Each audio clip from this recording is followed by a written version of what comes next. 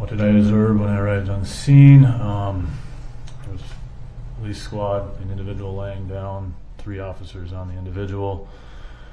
There was multiple people.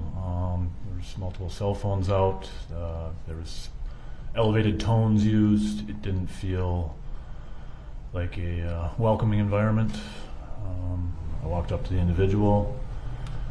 Noticed he wasn't moving. I didn't see any chest rise or fall on this individual. He was in handcuffs at the time. I went up and, sorry. And when you approached, you said he was in handcuffs. As you approached him to inspect further, were the officers still on top of him?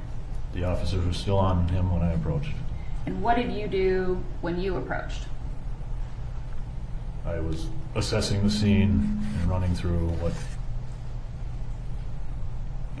care may be needed. And did you take some initial steps, like checking for a pulse? I checked for a pulse. And did you also check the individual, Mr. Floyd's, pupils? I did. And what did you determine at that point? They were large, dilated. So you determined that his pupils were large and dilated. What about a pulse? I did not palpate a pulse. And when you say palpate, is that you didn't feel or detect a pulse? I did not detect a pulse. And what did his condition appear to be to you overall? In lay terms, I thought he was dead. So what did you do next? I kind of looked for my partner and told him I think he's dead and I want to move this out of here. Okay. And I will begin care in the back Did you say you would begin care in the back? of my rape. And I think you just described this as you checking for a carotid pulse, is that right? That's correct. What's a carotid pulse? What does that mean?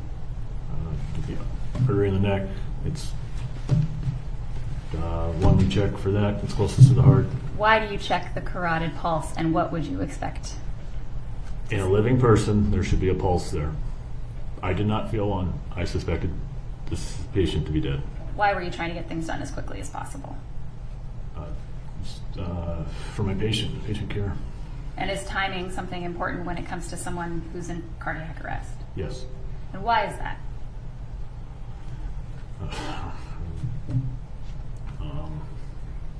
His heart isn't beating, and it should be, and the longer it isn't beating, the greater the likelihood this individual will not be resuscitated. When someone is in the state that you're describing, are you looking for any opportunity to administer a shock or provide additional treatment that you might be able to? Yes, he's a human being, and I was trying to give him a second chance at life.